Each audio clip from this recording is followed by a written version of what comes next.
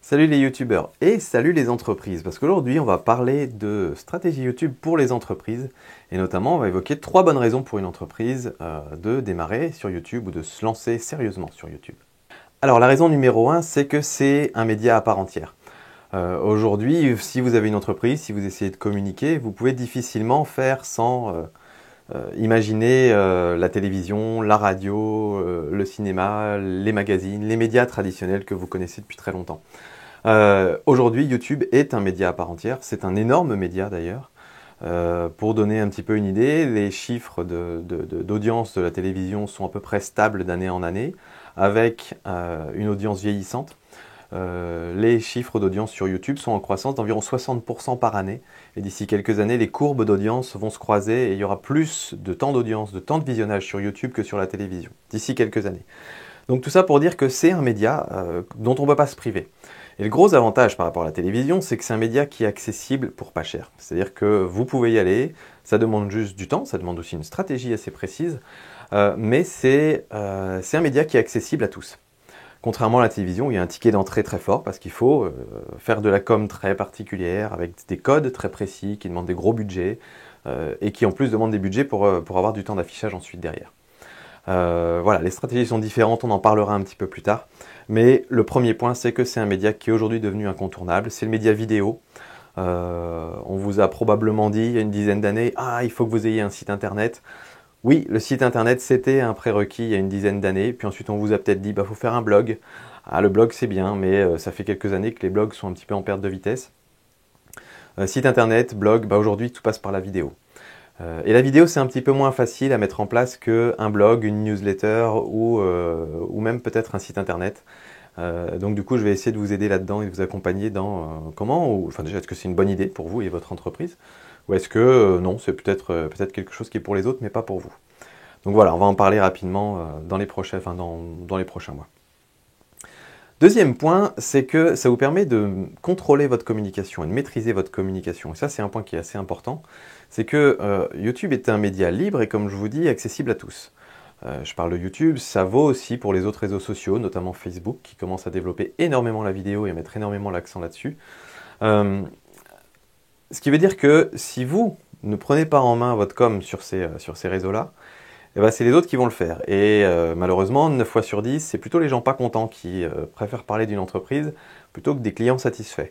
Donc, si vous commencez à prendre en main votre communication, pour dire les choses très simplement, si demain je tape le nom de votre entreprise sur YouTube, sur Facebook ou sur Google, il vaut mieux voir apparaître le contenu que vous aurez créé qui donnera une bonne image de votre entreprise, plutôt que le contenu qui a été généré par des utilisateurs, des partenaires, éventuellement des fois même des concurrents, qui n'est pas forcément le type de communication que vous aimeriez voir mise en avant. Donc voilà, ce point-là est assez crucial, c'est que ça vous permet de gérer la communication de votre entreprise. Gérer la communication, ça veut dire quelles sont vos valeurs, qu'est-ce que vous voulez mettre en avant, quelle image vous voulez donner, et surtout pourquoi des personnes devraient vous rejoindre dans votre aventure, dans votre mission. Et c'est des points qui sont assez importants. C'est un média, YouTube, qu'il faut percevoir différemment des médias traditionnels, dans la mesure où on ne peut pas faire semblant. Donc on n'est pas à la télévision, on va faire un spot de 30 secondes pour montrer à quel point on est magnifique et à quel point c'est fabuleux.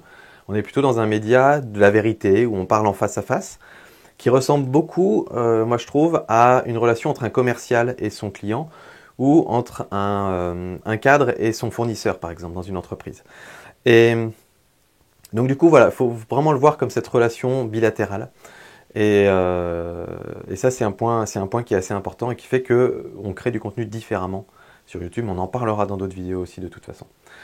Et puis le troisième point, qui pour moi est le plus crucial, c'est que ça permet de créer une communauté autour, j'allais dire autour de votre entreprise, mais pas vraiment en fait. En réalité, c'est pas tout à fait autour de votre entreprise, c'est une communauté autour des valeurs de votre entreprise. Il y a forcément des valeurs que vous avez peut-être parfois cachées, vous ne vous en rendez peut-être pas compte, vous n'avez peut-être pas mis sur le papier, noir sur blanc, mais c'est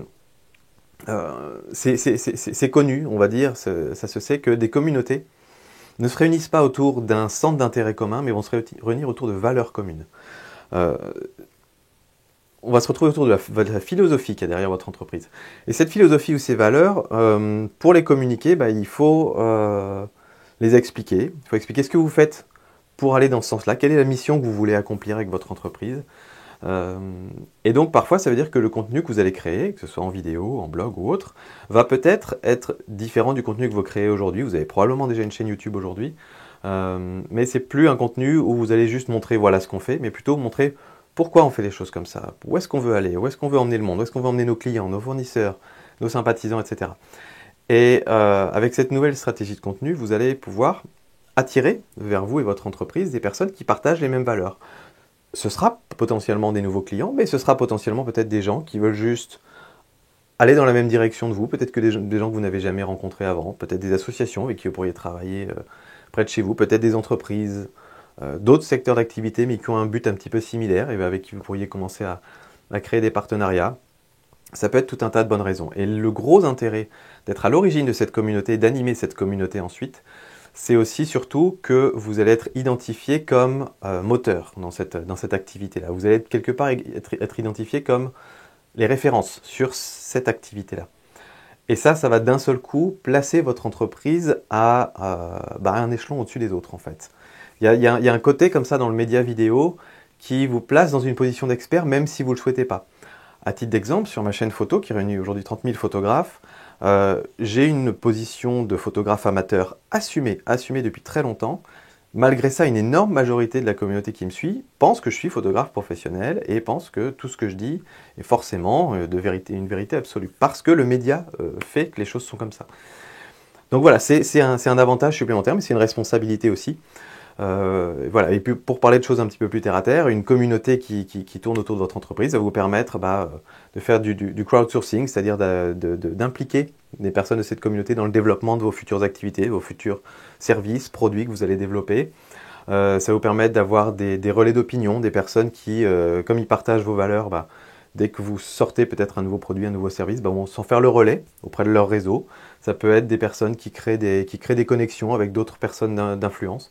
Il y a énormément d'avantages à créer une communauté autour de son entreprise et ça va bien au-delà d'un fichier client. Voilà, ce serait dommage de le voir juste là-dedans et on creusera un petit peu tout ça, comme je vous l'ai dit dans d'autres vidéos sur cette chaîne qui parlent évidemment de YouTube pour des YouTubeurs, des personnes individuelles, mais aussi pour les entreprises qui n'ont pas les mêmes objectifs que des personnes individuelles sur cette plateforme qui est YouTube. Voilà, donc on en reparlera bientôt. Moi je vous dis à très bientôt, youtubeur, pas photographe, youtubeur, entreprise, et puis tous ceux que ça intéresse de près ou de loin. Et à bientôt. Salut!